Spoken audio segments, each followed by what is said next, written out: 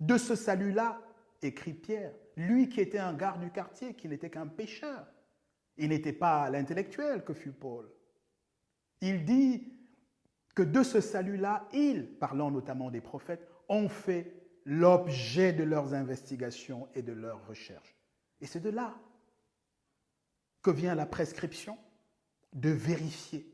Et que Jean dit dans 1 Jean 4, 1, éprouvez les esprits pour savoir s'ils sont de Dieu.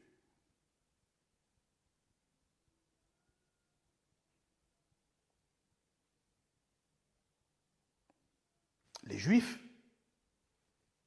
encore eux, dans Jean chapitre 6, verset 41, ils murmurent. Mais ils murmurent parce que Jésus a déclaré « Je suis le pain de vie descendu du ciel ». Vous voyez qu'ils n'ont aucun problème avec l'humanité de Jésus. Leur seul problème, c'est qu'un garde du quartier, un gars qu'ils ont vu naître, qu'ils ont connu avant que lui ne les connaisse, vient prétendre des choses, dire des choses, au point de dire qu'il est fils de Dieu, au point il passe pour Dieu. C'est ça qui était insupportable pour eux. Alors que pour le christianisme, en fait, ce qui est insupportable, c'est que nous soyons là à parler de son humanité.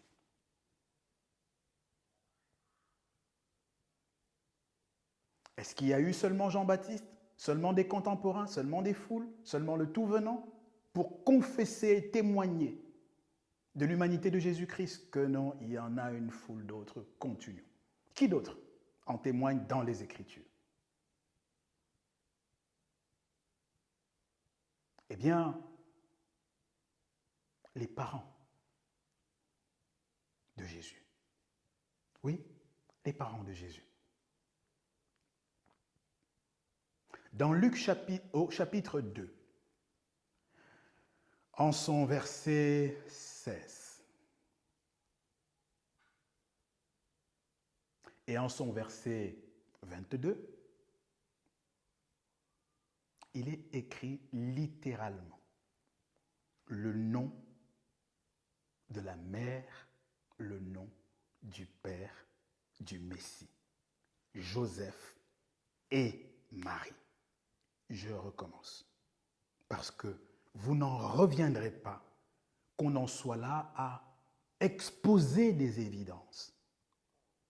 Luc chapitre 2, verset 16 et Luc chapitre 2, verset 21,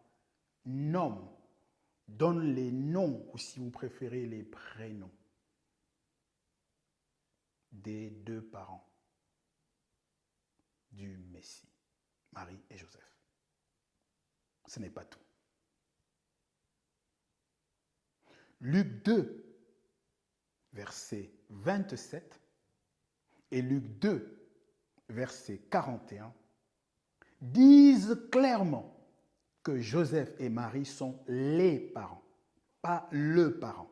Il n'y a pas eu que Marie comme être humain pour être parent du Messie, auquel cas il ne serait pas un être humain, auquel cas il ne serait pas un descendant de David ou d'Abraham, puisque personne ne peut descendre de David ou d'Abraham si ce n'est en étant le fruit des entrailles de l'un des nombreux descendants de David, d'Abraham ou encore de Jacob, de Juda, pour ce qui est de la royauté. Il faut descendre de Juda, il faut descendre de David. Nul ne peut accéder à la royauté par l'adoption. Ce sont des chimères. Chimères. Où le christianisme a-t-il pris cette chimère? Où avez-vous vu quelqu'un dans les Écritures accéder à la royauté par l'adoption? Ça sort d'où? Où l'avez-vous pris? Pourquoi le prêchez-vous? Sur le fondement de quel verset?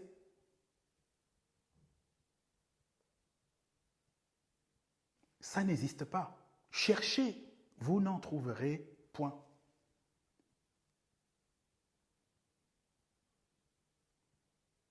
Donc, Luc chapitre 2, versets 27 et verset 41, parle des parents au pluriel, parce que Jésus, le véritable, en a eu deux.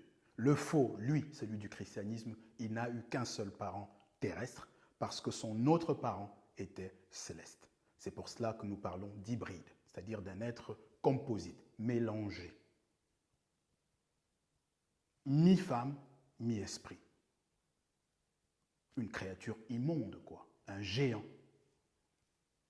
qui n'est pas du tout à l'image de Dieu. Pas du tout cette ressemblance dont il est question dans Genèse chapitre 1, verset 26.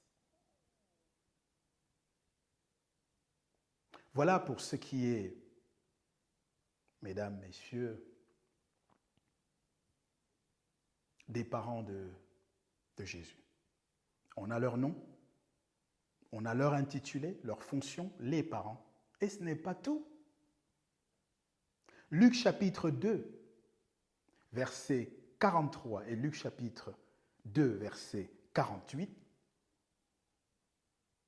nous voyons que lorsqu'ils ont retrouvé leur fils, qu'ils avaient perdu à l'occasion d'une montée à Jérusalem, à l'occasion, ils le faisaient régulièrement, conformément à la loi d'ailleurs, ils le faisaient, et donc leur fils leur a échappé, et ils se sont mis à l'époque, il n'y avait pas de bagnole, il n'y avait pas d'avion, il n'y avait pas, en fait, les gens marchaient, ou alors ils se servaient d'animaux pour l'attraction.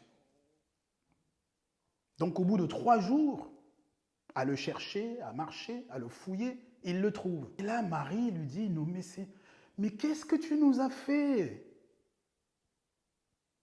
Mais on te cherche depuis 3 jours. On était morts de trouille. Lui dit Marie, quand elle le retrouve. Lui, il n'était pas loin, il était au temple, en train d'apprendre, en train de témoigner, de discuter. Il était tranquille, c'est vrai. Et donc, il y avait un décalage entre sa sérénité, d'une part, et la trouille, l'anxiété et l'inquiétude dont était morte sa mère, dont était envahi son père. D'ailleurs, sa mère tient à lui dire, mais on te cherche partout, on est mort de trouille. Ton père et moi te cherchons. Ne dit-on pas que la mère est celle qui connaît le vrai père de l'enfant? Eh bien, la mère de Jésus-Christ, du véritable Christ, pas du faux Christ chrétien, lui dit, ton père et moi te cherchions partout. Ton père, parlant de Joseph. Si Marie témoigne que Joseph est le fils de Jésus, si Luc 3, 23 témoigne que tout le monde savait et voyait, et que cela ne faisait l'objet d'aucune discussion, d'aucun débat pour personne, que Jésus est le fils de Joseph, mais on donne leur nom, on les appelle les parents. La mère dit que ça, c'est le père de mon fils. Non, mais vous avez quoi comme élément pour dire le contraire? Ah non, ne me parlez surtout pas de Luc chapitre 1, versets 32 à 38.